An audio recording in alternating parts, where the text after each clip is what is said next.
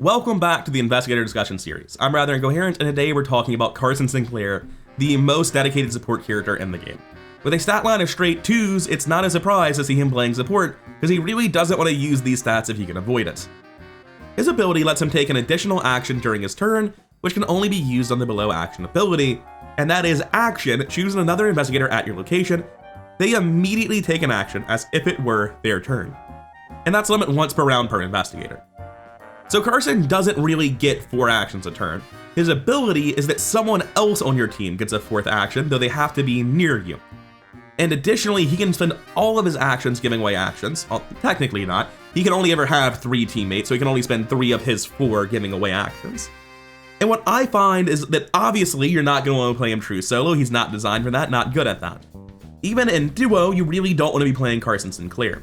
In 3 players, I actually feel like I wouldn't even care about the 4th player and 4 players. I would be willing to give out 2 actions a round pretty much no matter what, but going down to 2 actions a round barely gives you any time to set up yourself or to take move actions, things like that. Carson Sinclair, I'll get to it now, get ahead for deck building, he is a Guardian. If you hit Safeguard in your opening hand, it matters a ton because you have so few actions to use yourself that finding Safeguard for the move actions is invaluable. Going up to trying to give away a 3rd action to a 3rd teammate and 4 player would be very consistently hard to do. It would also require all the team to be at one location, so it's not really expected anyway. I would say you're looking to use this once or twice every turn, and when you're using it twice per turn, your team really feels your presence. And the entire rest of this character card and deck are going to be about making your team feel your presence and being a force multiplier to your teammates. His star effect is +0, draw 1 card, which is great, but it's a lot better than that because again, we're not really taking a lot of actions. We're palling around and giving away the rolls. We're not going to see our star very often, but you may resolve this effect anytime another investigator at your location resolves their star effect. So that is actually insane. That's not even really like a star effect. That's just like another ability up here that says like when anyone draws a star at your location, trigger your star, and his star is just draw 1 card. It is one of the best stars in the game, probably in contention for it and deserves at least an honorable mention for any top stars, because no one else has special conditions for triggering their star more often. As for deck building, deck size 30, and he gets to pick what his secondary class is, Seeker, Mystic, or Survivor. And then he gets Guardian 0 to 5, Neutral 0 to 5, and 10 level 0 to 1 events and or skills of your secondary class. So you pick either Seeker, Mystic, or Survivor, and you get 10 non-asset cards from them from level 0 to 1. As always in this series, I'm only going to be showing off the version of the deck that I think is the best, or things that are uniquely interesting to me. I don't really think Mystic or Survivor have great arguments. With only 0 to 1, you can't get Lucky level 3 in Survivor, you can't get Ward level 2 in Mystic. The support cards you have access to in those classes just really pale in comparison to Seeker. We always meme about it at my table that Seeker is the best support class and that Guardian is nowhere near as good as Seeker is, and it's honestly something we believe. It's not just like something where we're trolling about Seeker OP. Seeker support is incredibly strong, and I don't think there's a particularly good optimization argument to do anything other than Seeker for Carson's secondary class. We should also talk about his signature, which is As You Wish, which is 3 question marks that can only be committed to another investigator. This is not quite Promise of Power, but pretty much Promise of Power at its best, right? Typically, you want to see Promise of Power go to somebody else and get them from maybe passing a test to always passing a test. That's more or less what As You Wish is doing. You get 2 copies for free, regardless of whether or not you go into Mystic. And if this test is successful, the Performing Investigator draws 1 card. So great. If it fails, you draw 1 card. So this is always being cycled. It's just a matter of who gets the card. It is a very, very good skill that you are very happy to draw in 100% of circumstances. And it's also directly related to his weakness, which is not very harsh, but in fact, I think it's so soft that I'm mostly talking about it to downplay that it matters at all. Selfless to a Fault goes into play in your threat area. At the end of your turn, if you did not commit at least 1 card to a skill test performed by somebody else, take 1 horror and shuffle this back into your deck. So first of all, take a horror and shuffle this back into your deck isn't even that bad of a weakness. But second of all, just very, very frequently, you can just walk around with this and play and commit cards. It's not hard to build a deck where like you just have stuff to commit. You're running like 8+ skills. You have a pile of things in your hand that can be committed to tests if you need to. You just don't really care about this that much. It does rather substantially mean that you don't want to build a deck that has like no skills, but considering we suck at skill tests and want to help our teammates anyway with our card pool, there's a lot of ways we can do that and very little reason to not run skills. this just doesn't do a lot. Coming over to the final deck I played through Carcosa as Carson Sinclair, I'm going to go down to a deck core after this. I'm just going to briefly show off that once you have like 40 experience, I'm already at the point where I'm buying Observed and forgetting it's there, not drawing my tarot. But the reality is that 40 experience is more than a Carson can really spend. Most campaigns get Carson more experience than they'll ever need, and coming down to a more reasonable deck core at only 18 experience, this is the opposite end of the spectrum, this is all you really need. I don't have Garish, Kadakia, and Charisma in my deck core. I'm going to come over to that real quick and talk about this guy specifically. When I played Carson in this campaign, this was my literal first buy. I got Garish immediately. I think I got like 1 Garish, 1 Charisma, and then got the second Garish immediately afterwards. He's a very, very good card. He's at his best in Carson. And I think it would be the next thing I was getting after I got 18 experience in Carson. But having played my first full campaign with him, I really don't think it's super important. I like having him. I like having the redundancy for Obsidian Bracelet and Tetsuya Mori. I like having the consistent boost to my teammates, +2 something every turn. I like having Infinite Soak. He's a very, very good. But he's sort of redundant with level 0 assets and doesn't need to come into your deck immediately. Garish is good. I make no illusions that he's not.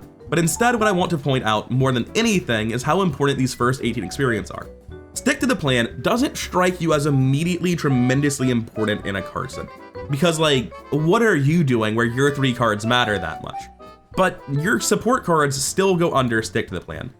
Specifically, there is a thing unique to Carson where other characters can do it. I've done it on a flex mark before, but Carson's the only one who's upgrading this immediately, where you can go into stick to the plan plus Ever Vigilant 4.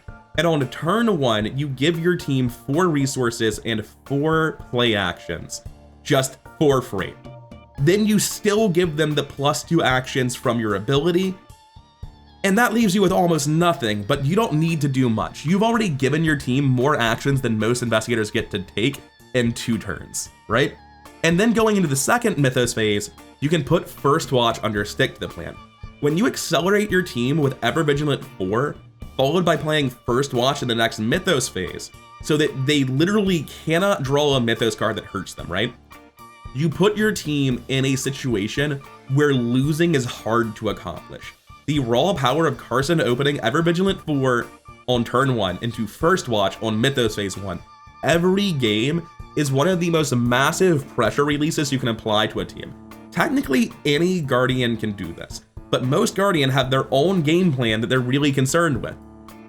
Carson doesn't. Carson's game plan is fostering his teammates and watching them succeed. This is at the opportunity cost of other things that also support your team, and there's very little reason not to pursue it in Carson.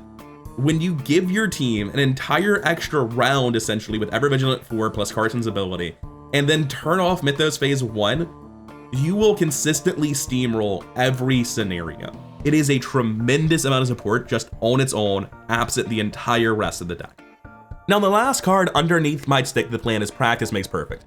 Seekers never really use this on their teammates because like their deck is built to use this on book checks and they're better at it than you, so why would they? But you can use this on your teammates, and with Carson, if you have a book-based investigator next to you, you can use it looking for deduction and perception like always, but leadership and as you wish are both practiced, meaning you're not going to miss. Additionally, during a Mythos phase, if somebody's really struggling on a test, as you wish is 3 question marks. Leadership at base is 1, but when you commit it to somebody else is 3 head or 2 foot. So you actually have the ability to use a Mythos phase Practice Makes Perfect to some moderate effect. In terms of the rest of the stuff I put in here, Carson is, in my opinion, at his best alongside book-based investigators, and it's because he can use Practice Makes Perfect on deduction to help them out, or just give them deduction directly. Crack the Case and Deep Knowledge are Seeker, Economy, and Draw that can just be used on your whole team, and obviously your team's more important than you, so you're very frequently giving these resources away to others. And the last card is Guidance 1. Choose another investigator at your location who has yet to take their turn this round. During their turn, the chosen investigator gets +1 to each of their skills and may take an additional action. This does not provoke attacks of opportunity. So it's just kind of wild. It's going to give somebody a tremendously higher odd of success because +1 to everything for a round tends to push you from beating the -2 to beating the -3, or -3 to -4, or beating -4 to now you're going to beat Curse -3. It's very hard for somebody's numbers to be so good that +1 does not meaningfully improve the stats of their turn, but additionally, this just takes your action and gives it to somebody else. And on turns where you're doing something hard, a Seeker cracking a 5-shroud location, a fighter fighting something to retaliate, this is invaluable. This is better than the other ways to use your ability. And as an example, let's say your fighter has an enemy pile up. You give him guidance, you give him your ability, he now has 5 actions at +1 on all of them to deal with those enemies. Carson's not able to fight for shit, but your fighter's a whole hell of a lot better with Carson on the team. But this again leans into, you need to sort of acknowledge that Carson's there. If you're playing a Carson, you don't want to be running deduction alongside of a Mystic that investigates with head. If you're giving people unlimited actions to stab a man with, he'd better not have a gun that runs out of bullets pretty quickly, right? For a character that uses melee weapons, Carson is great. For a character that uses guns with unlimited bullets, for whatever reason, there are a lot of ways of accomplishing this, Carson is great. For a character whose damage compression is using flamethrower to deal 4 damage at a time, Carson is not helping a lot. Carson is allowing them to not really do much more than they already did, because they're going to quickly find that getting 66% more actions, they don't have the bullets to use them. So it's important that you don't try to support people in ways that they cannot be supported with Carson. And lastly, I'm always pushing for this. I'm like, come on, do you really need first upgrade Runic Axe? You steamroll, just get Saga and buy Stand Together 3. I'm trying my best to be the change I want to see in the world, but unlike every other character, Stand Together 3 is just a core card on Carson. It helps you find anything you need to support your team faster, and it helps your team get online faster. I cannot count how many times my last action on my first turn, where I'm giving away 2 actions and using Ever Vigilant 4, was Stand Together 3. I got high variance with it, I was happy, my team was happy, they had what felt like unlimited resources and actions for the first several turns of the game. As for the rest of the deck, the things that aren't experience, that aren't skills, we've got Let Me Handle This. At 4 in your Mythos stats with Let Me Handle This, you might pass. But realistically, this could be anything. This isn't very good, and the reason it's not very good is because you only might pass, and I'm not really running a lot of ways to make myself pass. This is a lot better if you plan to upgrade immediately into a Garish Kadakia like I did in the original draft of this deck. But if I upgrade differently, maybe I wouldn't run this, because with Garish, I'm testing at 6. I'm probably gonna pass. There's no better use than beating a Mythos test for Garish. And to be clear on what I mean by that, since you can use Garish on teammates, using Let Me Handle This to test at base 4, 6 with Garish is much better than, say, letting your Rogue test at base 1 at 3 with Garish. It's not that Garish cannot be used on teammates, just that the plus to this and also making it effectively cross-map does have value. As for the rest of the deck, it's very much just soak for your team. Obsidian Bracelet soaks treacheries, Tetsuo Moro soaks anything. Safeguard, I don't have actions to move, I'm giving them all away, I need this to help me. Something worth fighting for, Team Soak, True Grit, Team Soak. And also, I kind of need this soak for myself. If I just draw 4 copies of Rotting Remain style cards, I'm gonna take alarmingly high amounts of damage, so I need to run the soak just to keep myself going. Coming down to the starter deck that I would run, it's pretty similar. In fact, it's literally just downgrading cards and converting my Ever Vigilant 4 into a second First Watch, so that I'm more likely to draw an opening First Watch for my team in Scenario 1, because really, I don't need the economy. The deck doesn't cost very much. And you might look at the deck and be like, I don't know about that. That's 3, that's 3, that's 2, that's 3, that's 3. All of my events are basically free. Guidance and Per Practice Make Perfect cost 1. I don't need to put all of this out at once. If I have Obsidian Bracelet, I don't need to play Tetsuo Mori. If I have something worth fighting for, then True Grit has value, but these other ones have a lot less value. I don't need to play all of this out at once. Normally when I make a deck, I'm like, okay, I need to balance my economy so that I can play all of my assets pretty much immediately. But in this case, I don't really care about playing any asset other than Safeguard if I hit Obsidian Bracelet. Same with Tetsuo. If I get something worth fighting for at True Grit, I want to find the other one, but that's kind of it. And the end result of that is that I'm much more okay taking a slow and steady approach to economy where I eventually get to play this stuff. Stand Together and Crack the Case, especially if I'm more willing to give away Crack the Case, is not a lot of economy, but I don't have a lot of things I need to pay for quickly, and I'm perfectly happy taking it slow on the economy front, or even asking for some small support in return and not getting as much Crack the Case away as I might like. Additionally, since I'm not in the Clover using Crack the Case to get myself online, I can very frequently, as Carson, just hold Crack the Case until we're at a 4+ shroud location to get the much higher value out of it than many other characters who take it for 3 all the time and even settle for 2 sometimes. Which brings us to the tier list. I have Carson towards the top of my C tier. And much like Parallel Pete, I don't really know how you should rank Carson. Because there are a lot of teams where Carson's going to perform better than anyone in C tier.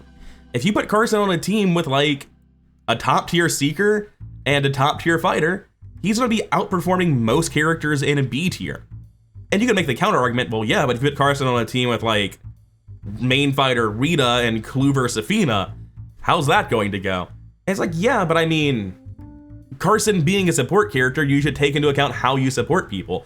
And when you support people who are event-based characters that don't get much from extra actions, it's not so much that Carson's weak so much as you put him on the wrong team.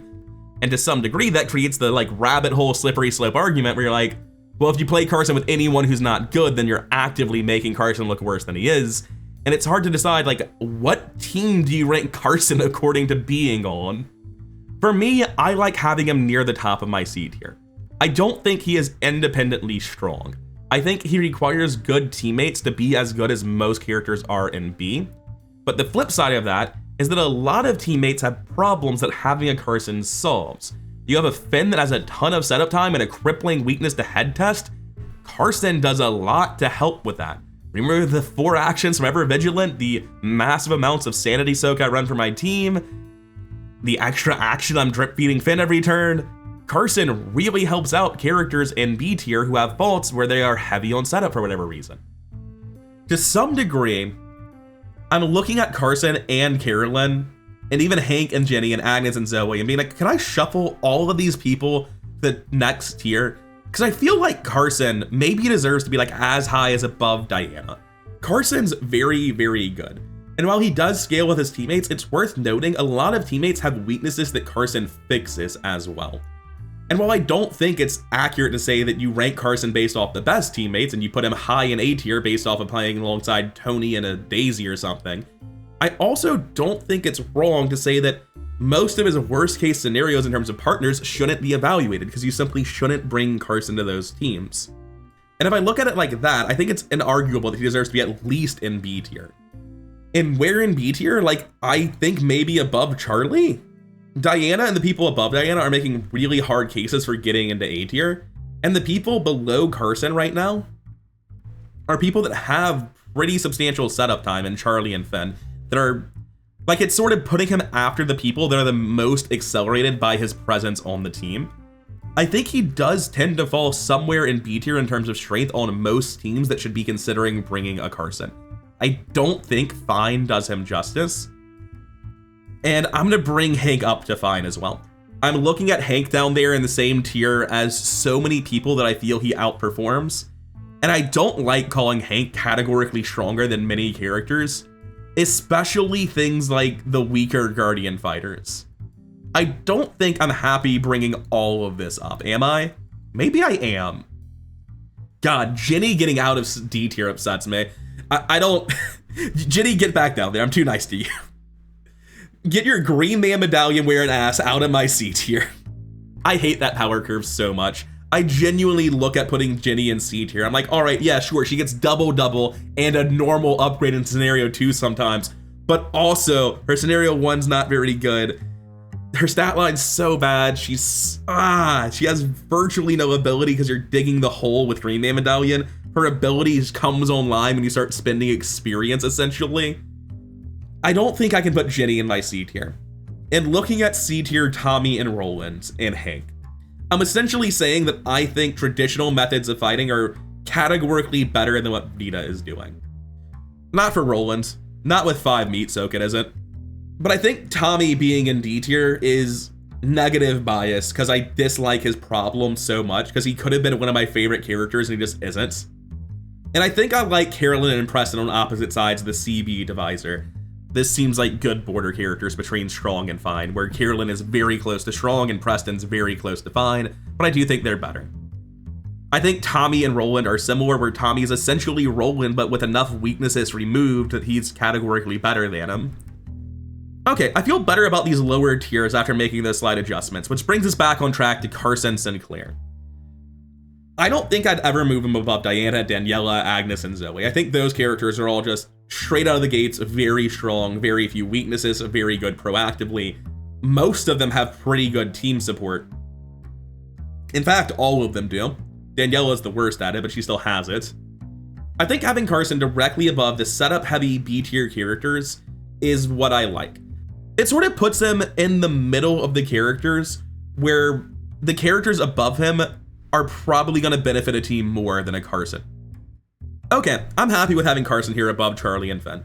I think that you could probably put Carson anywhere in B tier with a wide range of arguments that are all essentially amounting to, it depends on his team. For most characters, when you put them in a team that cares about them, it gives them a sort of set power level. For instance, you put Sister Mary in a team that wants bless tokens, blesses are online. Done deal, great. However, with Charlie, you put him in a team that cares about him, all right. Is that team, say, a Sister Mary that appreciates more setup actions? Or is it a Tony that appreciates more setup actions? Because the value of what he's giving people for the same reasons actually changes tremendously. With Sister Mary, it helps to eliminate some weakness and might move her up like 5 spots. With Tony Morgan, it just gives him so many actions he starts picking up clues pretty reliably halfway through the game and has almost no setup phase. And it might move him up a spot, because there simply aren't as many spots left above him and the power is getting so much further apart higher in the tier list. I think Charlie has the most volatile power level of any character. I think having him above the characters he helps the most and the tier that he fits in is where I'm happy with. But like, think of him as a floating investigator. He could be anywhere in this mess. Did I call him Charlie just now? Carson, Charlie, they've got the same haircut. It's basically the same person. You can't convince me that Charlie Kane's not just moonlighting as a butler. Anyway, I hope I've managed to properly articulate the main strength of Carson here, which isn't just that he's generally support, he is, support cards are good. The most unique, powerful thing he does is he turns off the first Mythos phase, and with Ever Vigilant 4 under a stick to the plan, essentially crams an entire second round of actions into his teammates before they get to their Mythos phase, which will be trivial. So going into the third turn of the game, the rest of your team's taken an extra round and they haven't seen a Mythos phase. It's very, very good. I cannot overstate how much opening tempo he gives his teammates when you prioritize Ever Vigilant 4 and stick to the plan. And the rest of the deck is just a good deck that provides meaningful team support, helps them draw, helps their economy, keeps them safe. And that's really it, so I'll wrap it up. If you made it this far, then thank you for your time, and if you could hit all the buttons to make the algorithm happy, I greatly appreciate that. And I cannot overstate my gratitude for the patrons over on Patreon or the channel members here on YouTube that support this channel. I'll see all of you in the next one.